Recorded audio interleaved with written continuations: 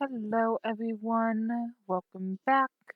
I am continuing with system synthesis. I will be reading chapter 15, titled First Days Are Always Nerve Wracking. Isuku wasn't sure what happened afterwards with the problem. He didn't bother finding out about it. He didn't want to bother with it after the conversation between him, Shota, and his mother. There weren't that many school days afterwards anyways. He had somehow managed to convince both of them to hold back any actions until after the exams were over. February isn't a big month anyways, and they had a lot of study breaks to prepare for their finals. Overall, Isuku only had to attend 2 proper weeks at most, excluding the exam period before his middle school life came to an end. He felt like it didn't happen quick enough. As soon as the graduation ceremony was over, Katsuki was dragging him out of the gates. I don't want to stay in this shitty school longer than I have to, was his reason. Katsuki and his family, along with Isuku and his mother, Shota couldn't come, neither could Hisashi or Nomuri, because they're third-year students of UA were also graduating around the same time, and he was a homeroom teacher. But that's okay, because Shota spent the entire evening with him, and the time between Isuku came back to him and until Shota came back, he had a lot of fun playing with Dabi. Dabi got him a graduation present as well. It was a snow globe with an empty tree inside, from which icicles descended and snowflakes floated around in the liquid. The whole thing reminded Isuku of Dabi's new quirk, and he found out later that day that the snow and ice glow in the dark in a shade similar to Dabi's flames. It was perfect. It went right on Isuku's table where he could see it any time he wanted. Dabi also sneaked him an extra serving of ice cream after dinner with a wink and a grin. And then before he knew it, the academic year started all over again. Only this time, instead of standing in front of Aldera, he was standing in front of UA. And okay, he was freaking out internally, because the moment he stepped past the gates, he would essentially be stepping closer to his dream of becoming a hero. He most likely would have stayed there freaking out and fanboying if it wasn't Katsuki snapping at him and practically dragging him inside. In the end, Katsuki cussed him out when Asuku stopped for the 5th time while walking towards their class, and simply left him there to his excited mumbling while he stomped over to their classroom. Yes, they were sharing classes once again, and yes, this would be the 10th consecutive year that they would be sharing class. And no, there were no external influences. Yes, this was entirely coincidental, like all the other times. In the end, Isuku managed to focus long enough to reach their classroom. It took 10 minutes, but that's okay, because Katsuki liked to reach the classroom 15 minutes before class started anyways. And since he had dragged Isuku with him, Isuku was able to reach his class with time to spare. However, Isuku did have to stop in front of his classroom. 1A. Holy shit, am I dreaming? Is this a dream? Please don't wake me if it is. Shigaraki, I swear to God, if you disturb this dream, I'm going to fight you. The door slid open and Isuku walked in on a commotion. Katsuki, in his usual style, was sitting at his seat with his legs propped up on the desk and arms crossed over his chest. Botenya Ira. Oh my god, this is already bad and class hasn't even started yet. Was scolding him, reprimanding him about his actions. Don't get him wrong, Isuku loved his best friend, but sometimes he just wanted to smack his head hard because he's currently actively provoking Tenya Ida. Remove your foot from the desk. Such an action is insulting to those who came to UA before us, and to the craftsmen who made this, Ida said, chopping his hand up and down. Like I care, Katsuki taunts. What middle school are you from, Extra? Oh no, this is bad. Tenya Ida is from an elite private middle school. Isuku notes that Tensei is an adorably doting brother. Katsuki absolutely hated kids from elite middle schools because of how they would look down on them being from an unknown school like Aldera. And of course, Katsuki replied to Ida exactly how he expected him to, and Ida gasped quite dramatically in response. That's when Asuku decided to step in. Kachan, he called, gaining both their attention. What the fuck is it, nerd? Katsuki growled, looking at him. He's probably still pissed from Isuku dilly-dallying earlier. Isuku ignored the growl and looked at his friend, then at his feet before looking back up at him. Katsuki, Isuku said once more, a little sterner because he would really prefer if Katsuki doesn't make enemies on the very first day of school. Like, please. Katsuki growled, rolled his eyes, and huffed. But he did put his feet down and looked away. I'm going to get ignored later on for that. Midoriya! Ida turned his attention towards him, and oh no. His last few interactions with the boy did not go well. Isuku leans away slightly out of instinct as Ida stomped his way towards him, hands chopping. Why is he doing that? As he approached him. You perceive the true nature of the practical exam. Well, I did not. I hate to admit it, but you were the superior candidate. Ada looked positively constipated while saying that. Isuku would feel bad if it weren't for the confusion. What do you mean? He blurted. You figured out the exam wasn't just about fighting the villains. But I didn't? Isuku tilted his head. Sure, he had thought of the possibility given that this was UA, but honestly, he didn't have enough clues or time to figure out anything before the exam started. Pardon? The way Ida came to a halt reminded Isuku of Cars. He was pretty sure Tensei would laugh at the joke, but that aside, Ida was taller than him, bigger than him, and Isuku didn't exactly have a good time with him in the past. So he shuddered. I have no idea what you're talking about. The rescue point. You figured it out. Ida replied like it was obvious. I had no idea about it, Isuku replied. He honestly didn't. He had thought he would get 83 points and that's all. I just saw Uraka-san in danger and my body just moved without thinking. I honestly wasn't thinking. Why Ida looked like he had just been hit by a truck was beyond him. But before he could say anything, a somewhat familiar, chirpy voice called for him. Oh, Bunny Boy! I'm sorry, what? Katsuki snorted. Itsuku didn't actually see him snort, but he heard the snort and he knew it was Katsuki. Oh, Uraka-san! Itsuku greeted back with a bright smile. If it wasn't for the fact that his aunt is the R-rated hero Midnight, he probably would have been blushing seeing how cute Uraka looked in the winter costume. Why are there so many good-looking people in my class? It's unfair. The girl, Uraka, looked slightly surprised before she smiled, her cheeks tinting with color. You remembered me?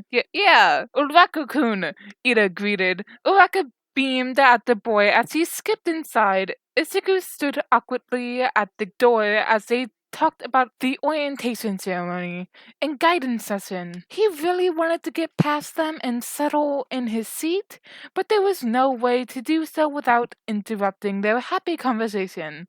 And it would be really bad if he did so. Itsuku glanced at Katsuki and found his friend's eye twitching in annoyance before he looked at him. Itsuku sighed mentally and slumped his shoulders, but then just as quickly he straightened up when he felt a presence and turned around. It took a lot of self-control not to burst out laughing, seeing his dad on the floor inside his yellow sleeping bag and looking every bit like a demented caterpillar. Part of his mind was panicking after realizing he was going to have his dad as his homeroom teacher. What are the odds? Itsuku felt his hand itch to grab his phone, take a picture, and send it to Daddy. If you're here to make friends, then get out. Itsuku sobered immediately.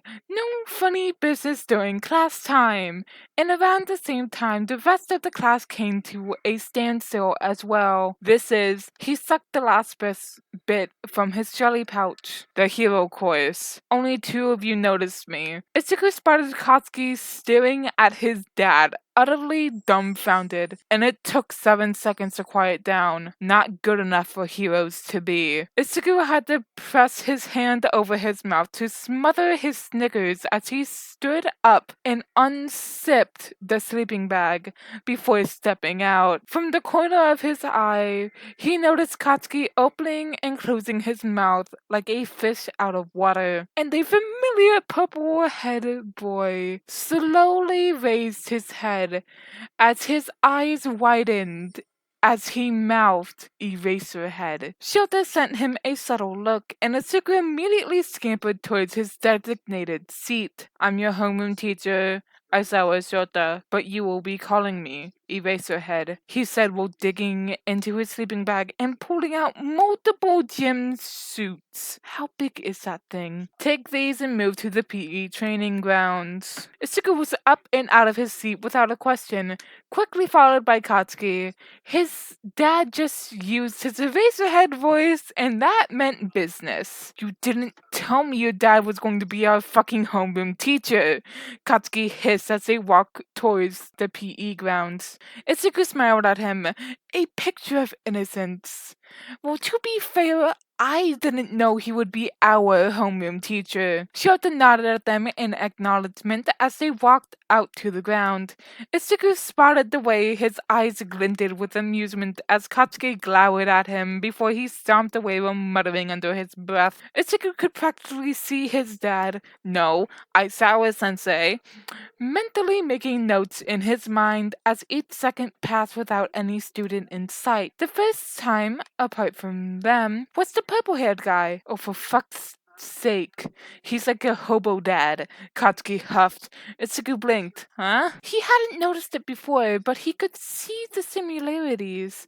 The tired persona, similar postures, complete with hands stuffed inside of his pockets, and eye bags under his eyes. Though he did see the way his eyes practically lit up when he saw Sensei, and his pace quickened up slightly as he stood next to him. Oh my god, is he an Eraserhead fan?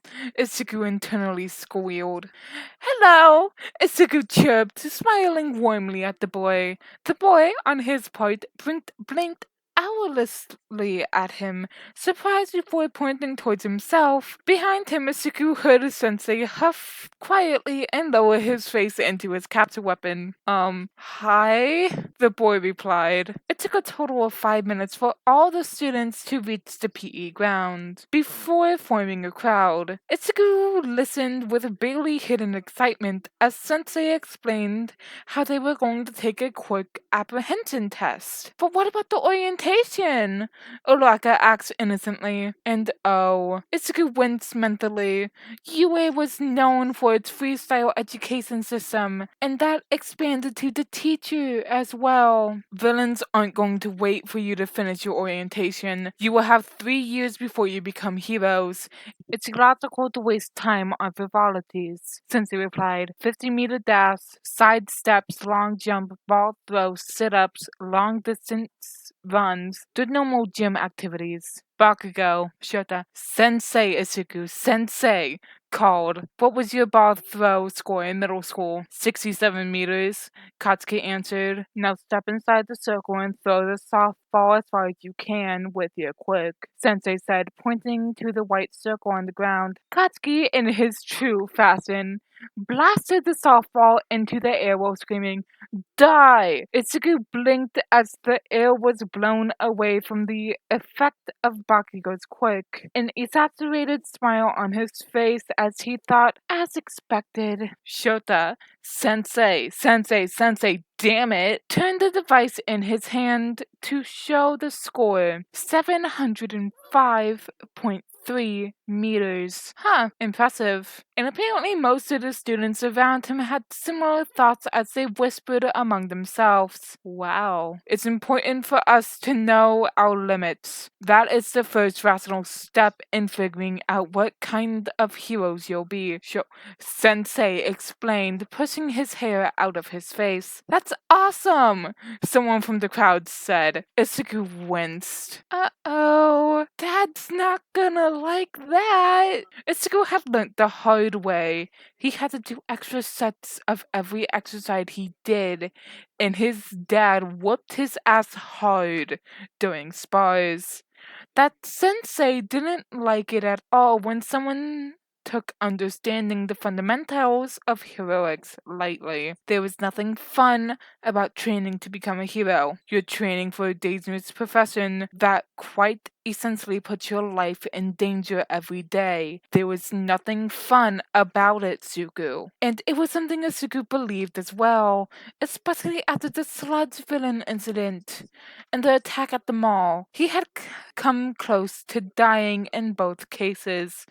There was nothing fun about being a hero, and Isuku knew that firsthand. Not taking it seriously is what got a lot of rookie heroes killed. Awesome, huh? He heard Shota, for God's sake, Sensei, mutter. Sensei slowly turned around, practically looming over the students.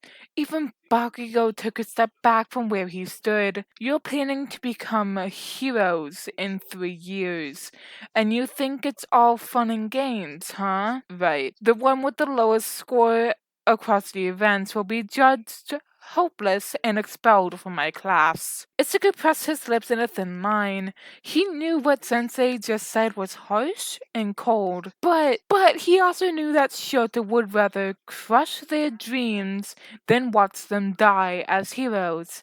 He still remembered clearly as the day the first time one of his students had died on duty. It was one of the few times he had seen his dad look absolutely heartbroken. It was also from then that Hisashi and Nomori said that he started mercilessly expelling students who didn't meet his expectations. But it's only the first day, Uraraka protested.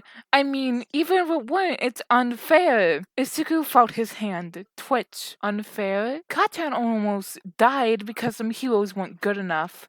Dabi fell into a coma and was declared dead. The kids in the mall didn't ask to be traumatized and held as hostages. Unfair, Katsuki spat, cocking his head to the side as he eyed Uraraka with disdain. You think it's unfair, huh? Round face? Well, newsflash for ya. Nothing's fair in life. The world isn't always going to be fair, Itsugu added, in a much calmer and softer voice as compared to Katsuki. He knew Araka didn't mean anything by her words.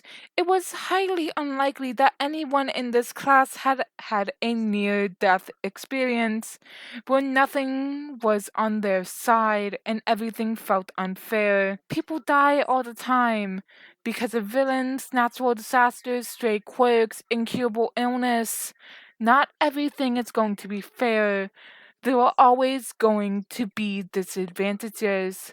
We can't pick or choose what happens to us. We just have to deal with it and work with what we have. And Isuku had accepted that fact ever since the first time he had died. The class around him fell silent, which Isuku guessed is understandable given the depth of his speech. Some looked shocked and some looked concerned, except for one, the purple head next to him, and Isuku sucked in a sharp breath when he saw a familiar face with a dual-toned hair. Todoroki Shoto. Oh God. Right, he's supposed to be in my class. It's as the two said. Shota, screw it, I give up. It's still weird to call him Shota. I rarely do that anymore. Heroes are the ones to correct all the unfairness. You have only 3 years to learn to do so. Use your strength to overcome it all. So bring it. That's plus ultra. They started with the 50-meter dash. They go as pure their scores during the entrance exam, because Shota most likely didn't bother making any lists by himself beforehand, most likely wanting to see his students' skill first before coming up with a list. Isugu took his position next to his friend, a grin on his face as he side-eyed Katsuki. Ready? Sprint level 7 is in effect. Set. Fire breathing is in effect. All stats have increased. Go! Sprint at level 7 would increase his speed stat by 2 times, and fire breathing would further increase it by 0.5 times. That would easily raise his speed stat to the high 300s, enough to keep up with Hawks from the first time they raced, and even beat him, which may be overkill for the 50-meter dash, but hey, it was a quirk apprehension test, and he was supposed to use his quirk as efficiently as they could. 0.143 seconds! The machine beeped. And okay, that was definitely overkill. And now Itsuki felt bad for using his skill. He should have used fire breathing instead. That would have increased his speed only by 0.5 times, and it would have taken him 2 to 3 seconds to complete the run. And stop, he heard Shota say quietly as he walked past him. Don't overthink. Isugu pressed his lips together in a thin line and created his empathetic connection with Shota. But wasn't it a bit too much? It's a quirk apprehension test, Isugu, Shota replied while studying the rest of the students.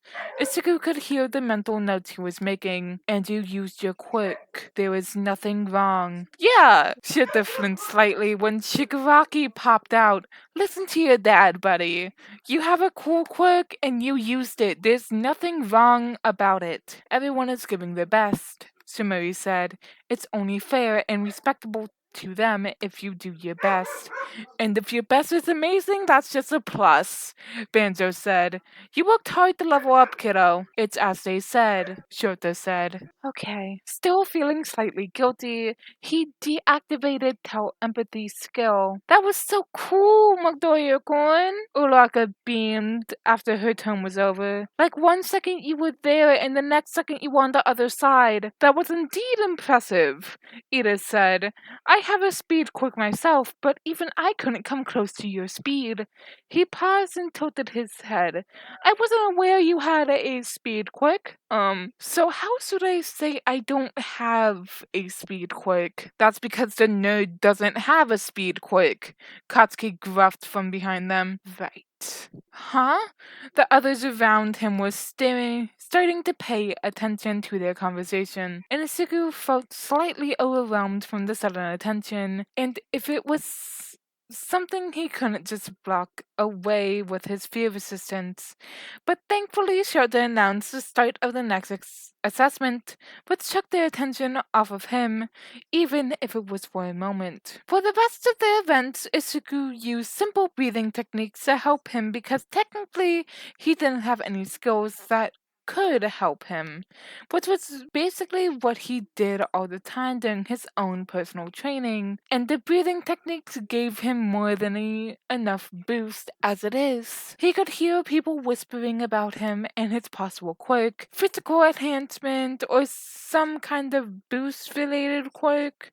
Isuka was tempted to stop using anything during the exercises, but one stern look from his dad, and Isuka quickly threw the thought out of his mind. He watched his classmates go through the events, studying their quirks and analyzing them. Each one was just as unique as the one before, and Isuka was dying to analyze them, to peel apart the layers of their quirks and understand everything there is to it. A few that especially caught his eyes were Yairozu's creation, What are the requirements? How does he make them? What makes them?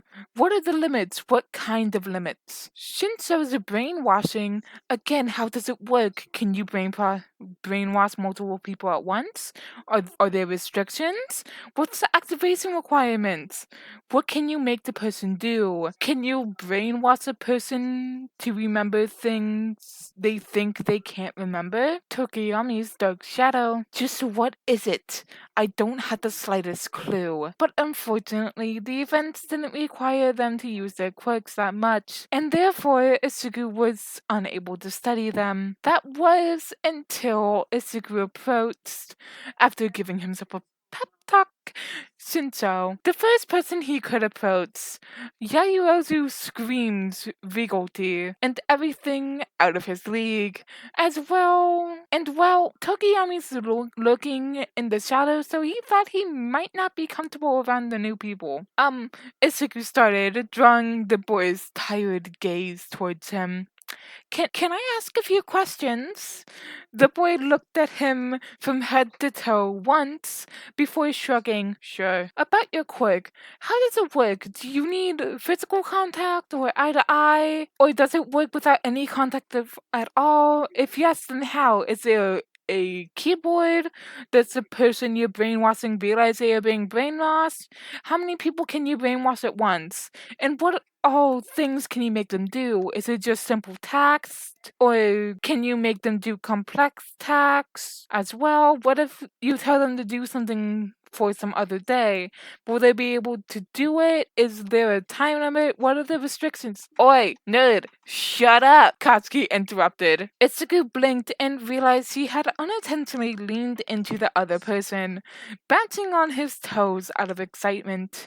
And the other person, Shinso, was looking at him wide-eyed and slack-jawed, torn between being amused and running away. Itsuku blushed out of embarrassment and leaned away, scratching his cheek bashfully as he cleared his throat. Sorry, I got a little too excited. It's just your quirk is so cool. You know what my quirk is? The boy finally asked, still gobsmacked.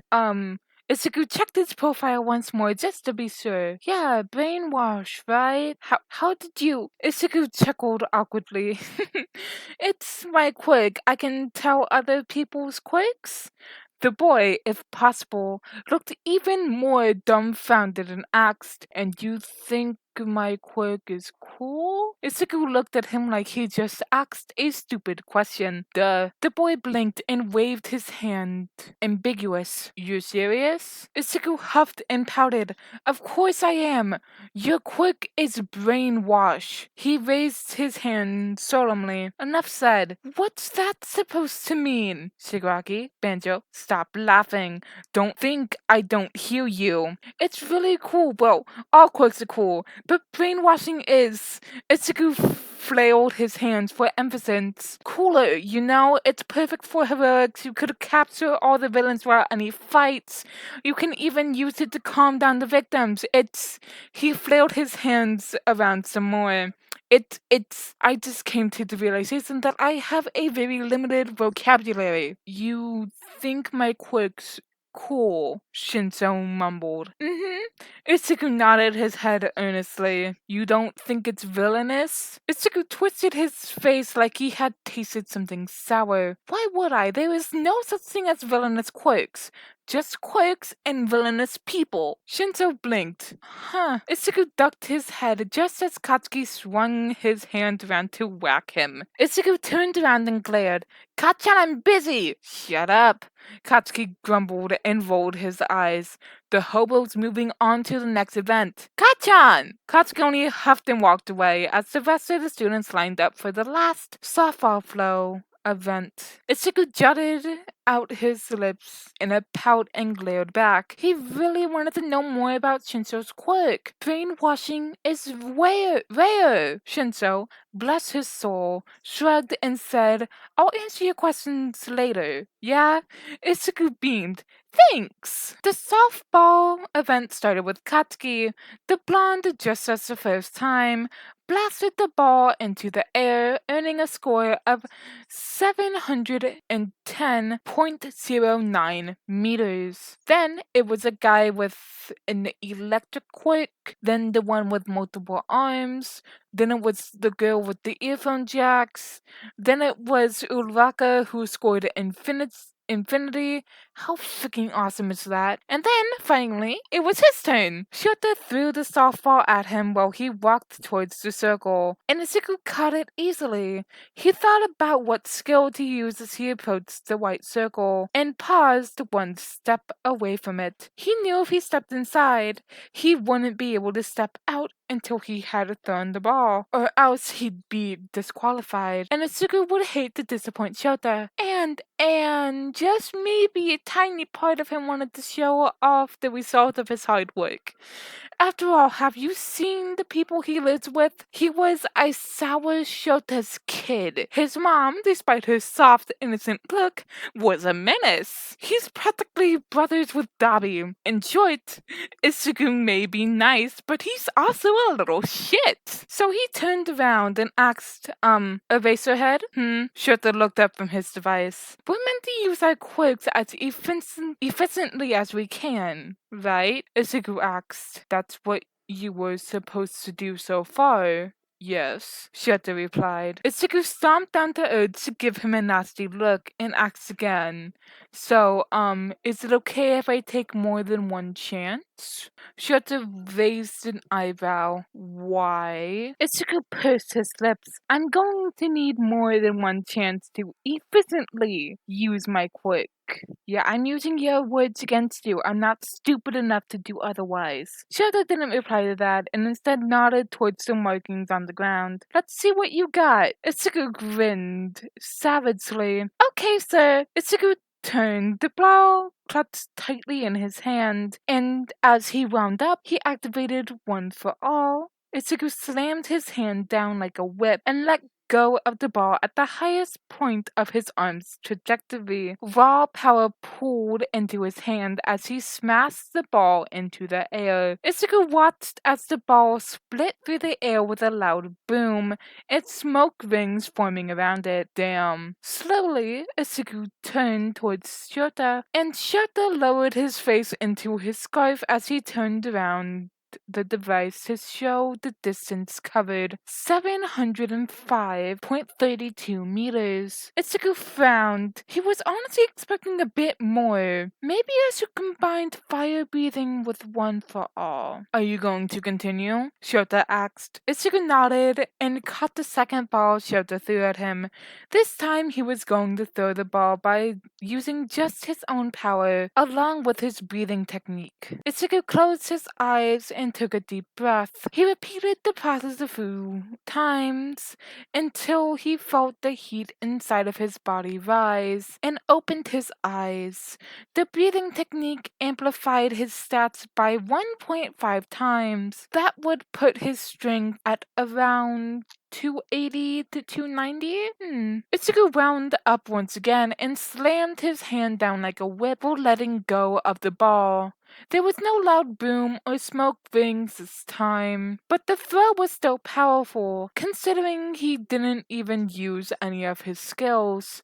Izuku turned around and looked at Shota. Shota held up the device. 253.3 meters. Wow. I wasn't expecting that much. What did you use this time? Shota asked, scribbling on his notepad. Huh? Izuku tilted his head and stared before the realization hit him. Oh, I didn't use anything. Shota looked up and raised his eyebrow. What? I didn't use any skill, Izuku repeated. Just breathing techniques. Shota blinked and sighed. So that was just you? Izuku nodded. Okay, and the one before that was... Izuku raised his finger to denote one, as in One for All. Shota nodded in acknowledgement before scribbling it down on his notepad. Anything else? Yep, Izuku chipped. 2 more.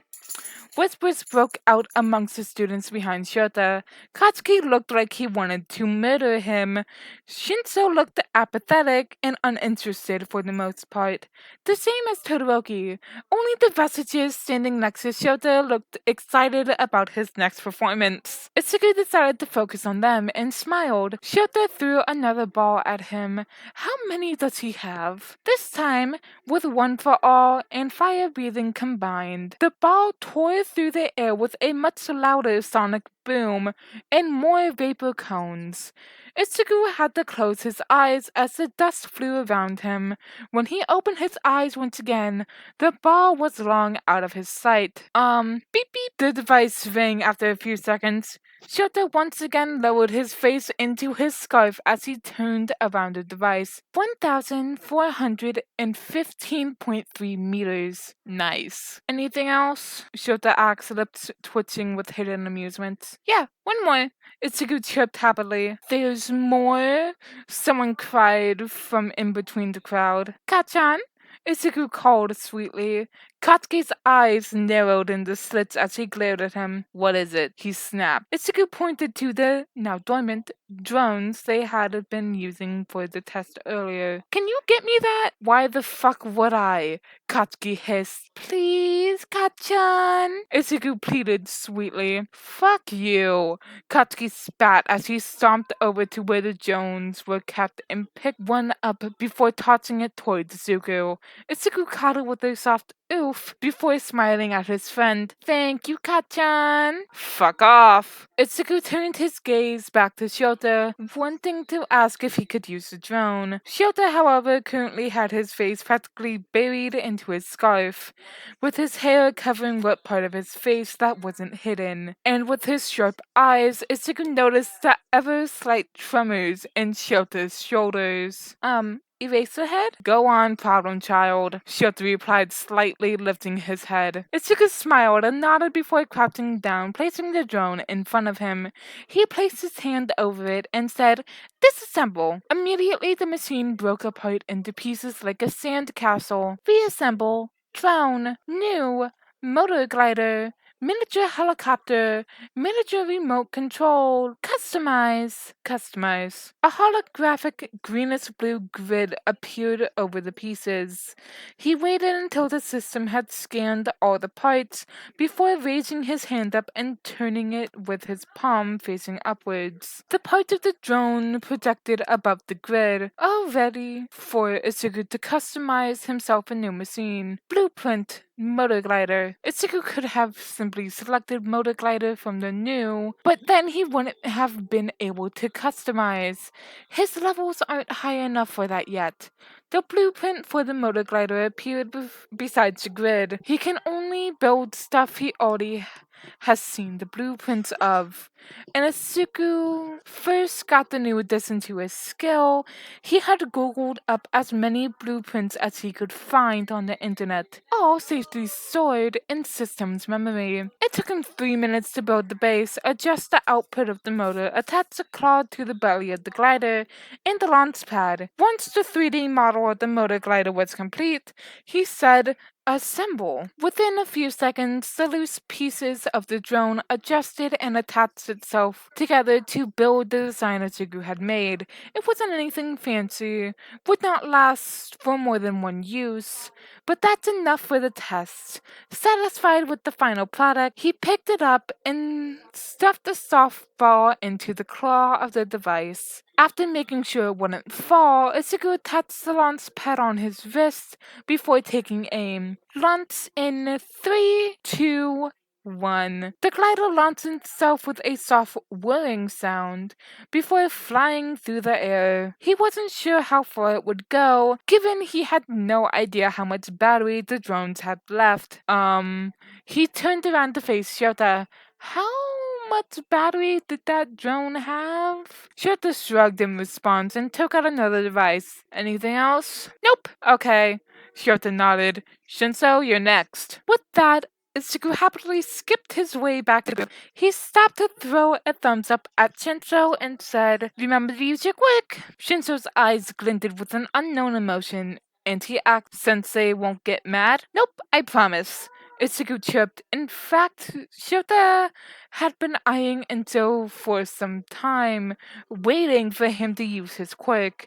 Itsuku stood away from the crowd, next to Katsuki, knowing people won't approach him easily because of the blonde. He watched as Senso walked up to Shota and started the circle. Shota raised his eyebrows, slightly prompting Senso to speak. With his enhanced hearing, Itsuku heard Senso ask, I can use my quirk however I want, right? Yeah. Shota's posture went uncharacteristically slack as he responded. His irises turned a shade of grayish white. If you can understand me, nod, Shinso said, and Shota nodded. Good. Now, Itsuku snickered as Shinso said out loud the score he wanted for each event, and Shota obediently wrote it down on the notepad. Once it was done, Shota blinked back into his senses and looked at Shinso before looking down at his notepad. A ghost of a smirk appeared on his face as he blandly asked Shinso to go back. Huh? He doesn't have to do the ball throw. Someone asked. The others whispered amongst themselves, trying to figure out why Shinso was returning without doing the event. Shinso had a pleased smirk on his face as he walked back and stood next to Izuku. Besides him, Katsuki huffed and grumbled, fucking cheat. Shinso frowned. I used my quirk. Yeah, okay, Katsuki grumbled, rolling his eyes. But Suku gave you the idea, loser. So, it's not about my quirk? What the fuck? Katsuki growled. It's a quirk apprehension test, you fucking loser. Huh. Shinso blinked and shrugged. Then he turned his attention back to Izuku. Thanks, he said with a smile. Izuku grinned back. You're welcome. After that, the rest of the event passed by quickly, and Shota announced the results. And Izuku's result for the ball throw using the glider came 10 minutes later. 10,745.89 meters. It most likely crashed into a tree or something, Izuku guessed. 1. Izuku Midoriya. 2. Shinso Hitoshi. 3. Yairozu Momo. 4. Shoto Todoroki. 5. Katsuki Bakugo. 6. Tenya Ida. 7. Tokiyami Fumakage. 8. Mejo Shoji. 9. Matsuro Ojiro. 10. Ijiro Kirishima. 11. Mina Ashido. 12. Ochako Uraka. 13. Koji Koda. 14. Fukudo Sato. 15. Suyu Asuri. 16. Hanta Sero. 17. Yuga Aoyama. 18. Denki Kaminai. 19. Kaioka Jiro. 20. Toru Higakure. Itsuku bit his lips as he read the list. Her quirk hadn't helped her at all during the test. Neither did she have any training judging on the way her clothes fit her. She must have gotten into UA on pure rescue points with that type of build. Hikagure's invisibility quirk would have been amazing for underground heroics or even intelligence gathering. I was lying about the expulsion, by the way, Shota announced after everyone panicked. It was rational deception to bring out the best in everyone, and with that, he left. Itsuku watched him leave with a deadpan expression. He didn't even need to use Kai to spot the blatant lie. He saw potential in Hakukure and decided to go against his words. But apparently the others didn't catch onto his lie as they yelped out in relief. Well, only Uraka, Kaminai, Kirishima, and a few others. Itsuku didn't know the names up yet, vocally expressed their relief. Well, of course it was a lie, Yairozu said. Didn't take that much to figure it out. Should I tell them? It's better if they know, right? Otherwise they might do something that would get them expelled. But before Itsuku could come to a decision, Katsuki scoffed out loud and said, fucking dumbass extras actually believed the hobo sensei wasn't going to expel them. Well, huh? They turned around. No way, Yairozu mumbled. Itsuku decided to lay it out for them. You guys do know that Eraserhead expelled his entire class last year, right? They all paled. And he was going to expel one of you losers today as well. Katsuki grumbled with a roll of his eyes. He has the highest expulsion rate amongst all other teachers, Ichigo added, and then he smiled. But because he didn't expel anyone, it means he saw potential in us. So don't worry, guys. The students only paled further. Ichigo wondered why. Alright, guys. That is the end of this chapter. I'm sorry for any mispronunciation or stumbling I did in here. It is like 10 o'clock, almost 11 at night, and I am tired. But I will see you next week. Bye-bye.